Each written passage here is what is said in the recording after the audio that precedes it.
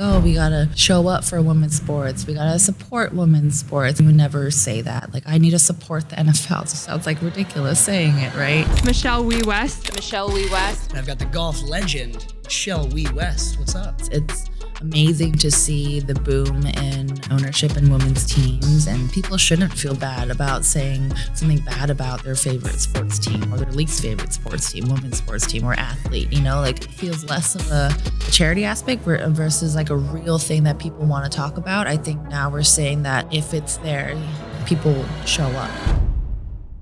Today on Portfolio Players, we sit down with the golf superstar Michelle Wie West. She qualified for her first USGA Amateur Championship at age 10, and she went pro at 15. After 5 career wins, including a US Women's Open victory, she retired and shifted focus to her investment portfolio. Her sports investments include TGL, Unrivaled, and Together. Welcome back to Portfolio Players, presented by E-Trade from Morgan Stanley. I'm Dan Roberts here at FOS in New York, and I've got the golf legend, Michelle Wie West. What's up? Hi. Thanks for coming having in. me. Yeah, awesome. We've got a new LPGA commissioner. We have a new president of the PGA Tour. Brian Rolapp, who comes from the NFL. They've said he'll be the next commissioner. Obviously, a lot of people wondering about what shakes out with PGA and LIV. You're no longer playing, of course, but still so involved. I mean, you're such an ambassador for LPGA and other events. What do you make of that ongoing conflict? I mean, it was already almost 3 years ago that they said they were going to merge. That hasn't happened. What would you do? I mean, that's a tough question. I like to believe that there's people smarter than me that are handling the situation. But obviously kind of in my post-retirement phase, still very involved with the LPGA Tour, very passionate about, bettering the tour, making it a place. I mean, I feel like there were so much work done to get the tour to the place where it was, where I could make a living off of it. So I feel a lot of responsibility to try to better the tour as well and just keep it moving for the future generations. I'm very excited about our new commissioner.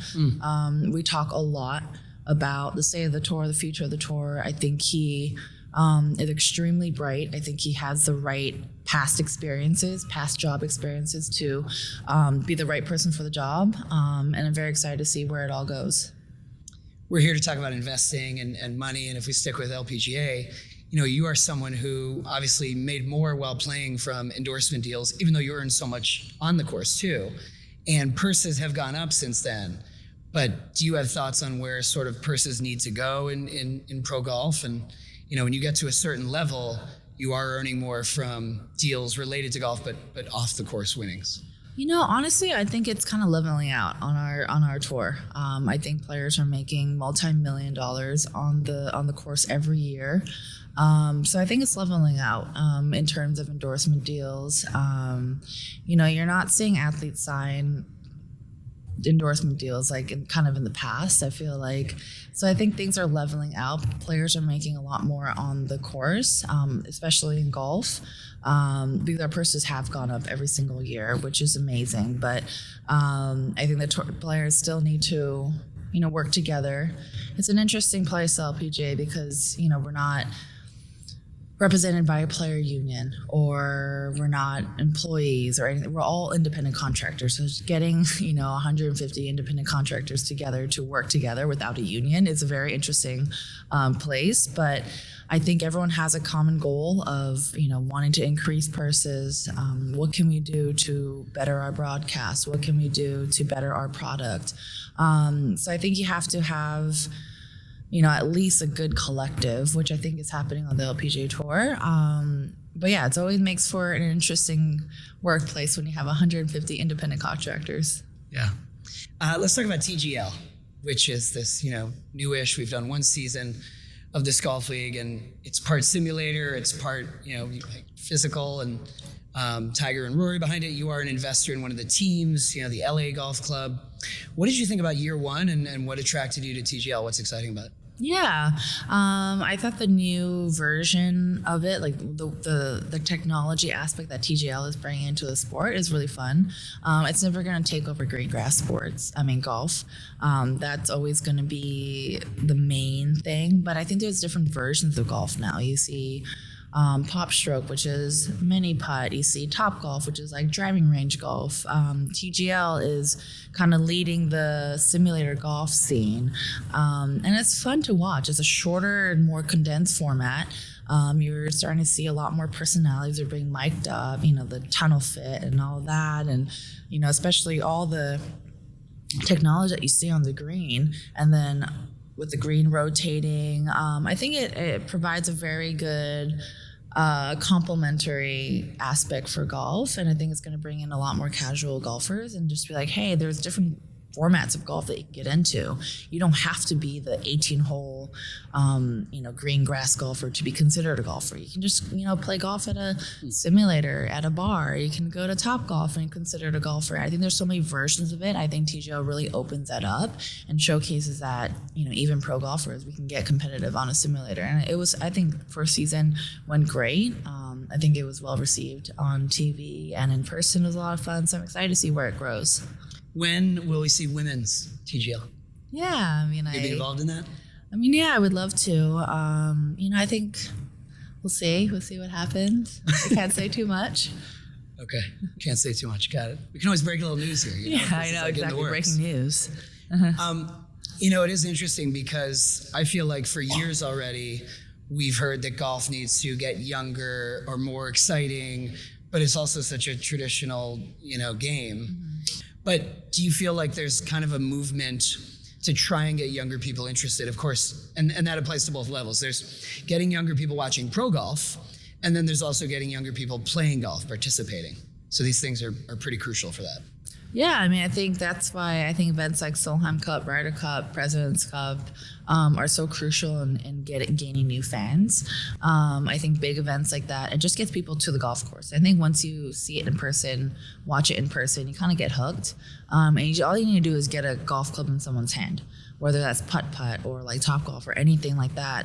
It's so addicting. The game is so addicting that you just need to provide the vessel of getting them into the game. But I like all the different versions. I think disc golf, hat golf, like you were saying, I don't know. I really enjoy all versions of it. I like seeing, all I want to see is more kids outside. I want to see more kids outside. I want to see more people outside playing sports. I don't care what it is. I think that's just so crucial for us as a society, just to be outside. What do you think is the best golf tourney to go to and watch as a fan? Well, I'm biased. I think the Mizuho America's Open is the best tournament to go to. But I love the U.S. Opens. That was always my favorite tournament to play in. But also to, if I were to spectate, I think that would be my choice. Ryder Cup, Solheim Cup. It's just so much fun because it is a team aspect. It is. You get to represent your country. You feel pride. And yeah, I would say those are my favorite. What about outside golf? I know you're like a sports fan in general. What's your favorite sports event to go to? Any playoff game is just so special. When you feel like really it means something to the players. I always find that so fascinating to watch. Yeah. Let's hit Unrivaled. You're also in Unrivaled. And we're talking about these kind of new formats and how important those are for each sport. Unrivaled, of course, the 3-on-3 basketball league, and also like TGL has had 1 year and has made a lot of noise. Yeah. What brought you to that, and what's your involvement there? Yeah, no, I got really excited for that. Again, I think it's a very complimentary league. We're not, trying to take over, but I think it gives the players an opportunity to play in the summer. For our American players to stay in America, which I think is super important. And I think 3-on-3 is super fun. Slightly smaller court, got to witness it this summer, and it was so fun. And the players are really into it, which is really fun to see. And the fans are really into it. I'm just excited to see where that goes as well, too, how it grows. But yeah, I love seeing the different formats of the same game. And as a sports fan, it's fun to watch. So TGL, Unrivaled, the obvious next question becomes would you be eyeing ownership in a pro league? Because right now, a lot of athletes, a lot of celebrities and actors, a lot of people who've done this series, they've taken stakes in NWSL or WNBA or NFL. That seems to be like the brass ring right now, or gold ring that everyone is reaching for. Is that something that appeals to you? Yeah, I mean, I think as an athlete, to have ownership in a league or a team is always something that, like, for me personally, was like a benchmark of like, I'm successful. I get to be part of the bigger picture I get to be part of a team. So yeah, definitely be very interested in. It's amazing to see the boom in ownership in women's teams, and the valuations just keep going up and up, and these numbers I'm hearing these numbers, and it's like, it's pretty cool to see that. So yeah, it would have been great to get into it a couple years ago. Right. Yeah, but also, I mean, the valuations just keep going up no matter what. So it's almost like the housing market, right? Like, you worry that you miss the moment, but it still might be the right moment. Yeah, it's always the right moment to invest in women's sports. It's going to keep going upwards. I don't think it's one of those trends that, it's kind of like you said, like real estate. It's kind of always going to go up. What would you want to be an owner in? Like, number one choice? I don't know. That's a hard question. I know there's so many options. I mean, obviously, my husband being in basketball, I would love to be part of a WNBA team. And yeah, I don't know. It's a hard question to ask, but I think if I had to choose one, yeah. We're talking about women's sports. You're also in Together. Obviously, the T-shirt that spawned, a viral movement. I think you wore it to the other event we had. Mm-hmm. But everyone watches women's sports, and Together has had a lot of growth. What's that relationship like, and how can you kind of apply that to the next phase, right? Like, we had the T-shirt. What happens next with Together? Yeah, I mean, I think this T-shirt is the very obvious forward-facing part of the company. After joining the company, it's amazing to see how much they do behind the scenes, helping leagues, helping athletes, helping companies, to help them guide them through the women's sports, not situation, but what's that word? I'm blanking. Movement. Movement, it is a yes. situation, right? Yeah. Women in sports, I mean, it's so hot. People want to get into it. And a lot of companies are like, we need help. We need help navigating. So I think Together is doing an amazing job of helping people navigate through this. And we've been getting really involved with golf and trying to figure out how to, partner with the LPGA and LPGA players, because, obviously golf is a big part of women's sports. So it's been fun to be part of that journey. Yeah, it's funny. You're reminding me too. We talk about, like, is it a movement? There was some catchphrase of someone saying, don't call it a moment. Yeah. Because it's a movement. Moment implies that it's just temporary. Fleeting. Yes. What do you make of the larger momentum there? It's WNBA, it's NWSL. You hope that women's golf sees a lot of this momentum too, but there is a moment happening, and saying that, I don't think necessarily negates that it's going to keep going, right? But what do you make of, like, culturally what's happening right now with the interest and the eyeballs, but also what comes with it? The chatter, the social media, the critics and vocal people who aren't interested, but there's something happening with pro women's sports right now. Yeah, I mean, I think before, a lot of times women's sports was seen as charity. That's why, like, the phrase, I mean, I'm guilty of saying it too, like, oh, we gotta show up for women's sports. We gotta support women's sports. And to me, like, it feels like a charity aspect. You would never say that. Like, I need to support the NFL. It sounds like ridiculous saying it, right? And I think, the movement is all about shifting that mindset.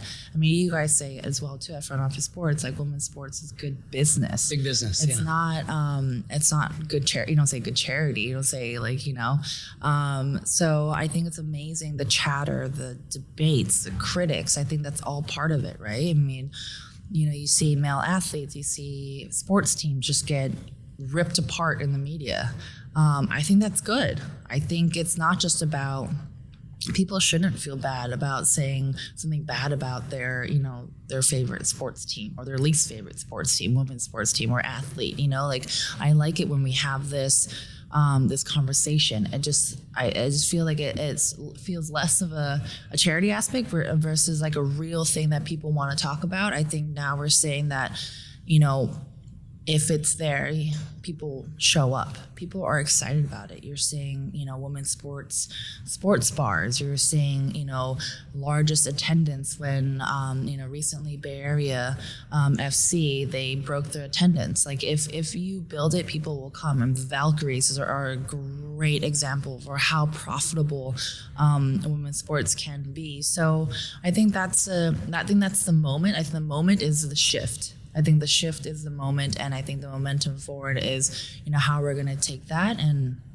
almost normalizing it in a way where, I want those big debates. I want the critics to show up for sports. Great stuff. Yeah. Do you find that you're kind of approached any more lately amid this moment by companies? Like, you were kind of hinting earlier that endorsement deals have changed and there aren't as many as those big long-term lucrative endorsement deals. I think that's right. I don't know if that's a cultural thing. I think it's maybe companies just think it's not necessarily as valuable anymore to pay so much for just one face, right? But I guess I'm asking, like, as a big famous former pro athlete who has various investments, what is the approach that you get these days from either companies that want to partner with you or have you invest or endorse their product? Has it changed? Yeah, I think for my personal journey, I think it's definitely evolved. My relationship with the companies when I was younger. You're right, everything was going through my agent. Most of the communication was done with my agent, which is obviously still the case. I have my a lot of communication through the agents, but now I feel like I'm having a personal relationship either with a CEO or with someone higher up in the company. Do our visions align? Do our morals align? Do we have the same goals? A lot of times there are co-investing in the products.